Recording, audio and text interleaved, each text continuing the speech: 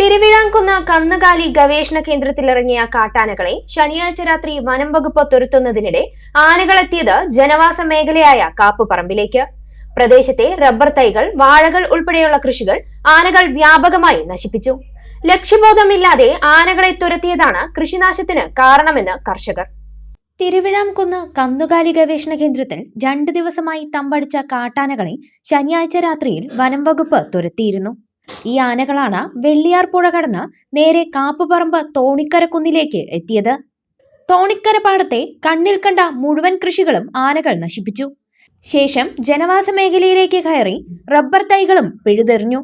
കന്നുകാലി ഗവേഷണ കേന്ദ്രത്തിൽ നിന്നും ആനകളെ തുരത്തുമ്പോൾ തൊട്ടടുത്തുള്ള പ്രദേശങ്ങളിലേക്ക് ഇവയെത്തുന്ന കാര്യം കൂടി വനം വകുപ്പ് ശ്രദ്ധിച്ചില്ലെന്ന് പ്രദേശവാസിയും കർഷകനുമായ തോണിക്കര അബു പറഞ്ഞു. ഫോറസ്റ്റുകാരെ പങ്കാളിത്തത്തോടു കൂടിയാണ് ഇത് കാലിഫോമിൽ ആനനെ തുരത്തിയത്. പക്ഷെ ഫോറസ്റ്റ് ഡിപ്പാർട്ട്മെന്റ് ഇപ്പൊ ജനങ്ങൾ തിങ്ങിപ്പാർക്കണ ഏരിയയിൽ ആന വരുന്നത് പരിഗണിക്കാതെ അങ്ങോട്ട് ആട്ടിവിട്ടുകയാണ്. അപ്പോൾ ആ കാര്യത്തിൽ പ്രത്യേക ഒരു പരിഗണന വേണമെന്നാണ് ഞങ്ങൾക്ക് പറയുന്നത്. കാരണം ഇവിടെ ഒരുപാട് ജനങ്ങളുണ്ട്, രാവിലെ റബ്ബർ വെട്ടുന്ന ആൾക്കാരെ, ഇതൊക്കെ ഒരുപാട് പ്രശ്നങ്ങളുണ്ട് ഇവിടെ. അപ്പോൾ ഫോറസ്റ്റ് ഡിപ്പാർട്ട്മെന്റ് ഇനി ചെയ്യുകയാണെങ്കിൽ കാലിഫോമിൽ ആനനെ തുരത്തുകയാണെങ്കിൽ കാപ്പുറമ്പ് പ്രദേശി ജനവാസ മേഖലയിലേക്ക് ഒരു സുരക്ഷിതത്വം കിട്ടുന്ന രൂപത്തിൽ വേണം ചെയ്യാനെന്നാണ് കാര്യമായിട്ട് ഞങ്ങൾക്ക് പറയുന്നത്. അബ്ദുറഹ്മാൻ ചേരിയത്തിന്റെ 20 റബ്ബർ തൈകളും 15 തെങ്ങും 20ഓളം കവുങ്ങുകളും 15ഓളം വാഴകളും നശിപ്പിച്ചു. കൂടാതെ തോണിക്കര ഹംസപ്പയുടെ 10 തെങ്ങും 30 വാഴകളും 20 കവുങ്ങും നിലം പരിശാക്കി. തോണിക്കര ഉമ്മറിന്റെ 10 തെങ്ങും തോണിക്കര അബുവിന്റെ 10 വാഴയും തോണിക്കര ഷാജിയുടെ 10 റബ്ബർ തൈകളും നശിപ്പിച്ചു. 2 മാസം പ്രായമുള്ള റബ്ബർ തൈകളാണ് നശിപ്പിച്ചതിൽ കൂടുതലും. ഞായറാഴ്ച പുലർച്ചെ 3 മണിയോടെ വീടുകളുടെ മുറ്റം വരെ ആനകൾ എത്തിയിരുന്നു.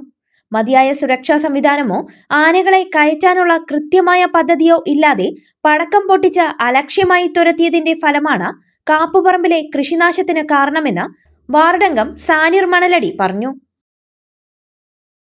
അവിടെ അവർ പടക്കം പൊട്ടിച്ച് ആനയെ തുരത്തുന്ന സമയത്തൊക്കെ ഈ പ്രദേശങ്ങളിലേക്കാണ്, കാപ്പുറമ്പ് 1-ാം വാർഡ് പ്രദേശങ്ങളിലേക്കാണ് ആന വന്നിട്ടുള്ളത്.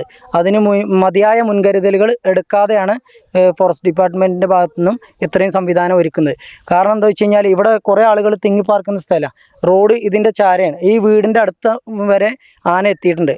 കൃഷിയിടങ്ങളിൽ ഒരുപാട് കൃഷി നഷ്ടപ്പെടുത്തി, ഒരുപാട് ആളുകളുടെ ദൈനംദിന ജീവിതമാർഗം, അതുപോലെ അവരുടെ കുടുംബത്തിൽ പട്ടിണിയും കാര്യങ്ങളൊക്കെ കഴിയുന്ന ആളുകളാണ് ഇവിടെ കൃഷിയിടം ഒക്കെ നോക്കി നടക്കുന്നത്. അവരുടെ കൃഷിയിടത്തിന് മതിയായ വില കൊടുക്കാതെയാണ് ഫോറസ്റ്റ് ഡിപ്പാർട്ട്മെന്റ് ഈ കാര്യങ്ങൾ ചെയ്തിട്ടുള്ളത് എന്നത് വളരെ വിഷമകരമാണ്. സാനിർ മണലടി ആവശ്യപ്പെട്ടു.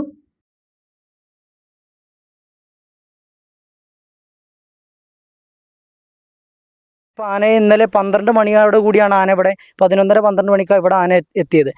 ആ സമയത്ത് തന്നെ കാലിഫോമിൽ ആനയെ തുരത്തുന്ന സംവിധാനം നിർത്തിവെച്ചിട്ടുണ്ട്.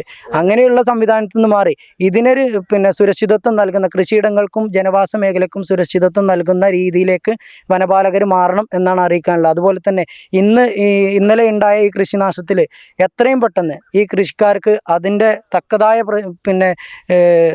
നഷ്ടപരിഹാരം നൽകുന്നതിന് വേണ്ട നടപടികൾ എത്രയും പെട്ടെന്ന് സ്വീകരിക്കണം. അതുമായിട്ട് മുന്നോട്ട് പോയില്ല എങ്കിൽ ശക്തമായ പ്രതിഷേധം ഞങ്ങളുടെ ഭാഗത്തു നിന്നുണ്ടാവും. അതുപോലെ തന്നെ ഇനിയും ആന കാലിഫോമിലാണ് തമ്പടിച്ചിട്ടുള്ളത്. ഇനിയും ആനയെ തുരത്തുന്ന സംവിധാനം ഇന്ന് ചിലപ്പോൾ ആനയെ തുരത്താൻ സാധ്യതയുണ്ട്. അങ്ങനെ ഉണ്ടാവുകയാണെങ്കിൽ രാത്രി കാലങ്ങളിലേത് മാറ്റി പകൽ സമയത്തേക്ക് മാറ്റാനുള്ള സംവിധാനം ചെയ്യുക. എല്ലാ ആളുകൾക്കും അറിയിപ്പ് കൊടുക്കുക. അതുപോലെ ജനവാസ മേഖലയിലേക്ക് ആനയെ തുരത്തുന്ന സമയത്ത് ആന പ്രവേശിക്കാതിരിക്കാനുള്ള നടപടികൾ കൂടി സ്വീകരിച്ചിട്ട് വേണം ആനയെ തുരത്താനുള്ള സംവിധാനത്തിലേക്ക് ഫോറസ്റ്റ് ഡിപ്പാർട്ട്മെന്റ് മാറേണ്ടത് എന്നാണ് എനിക്കറിയിക്കാനുള്ളത്.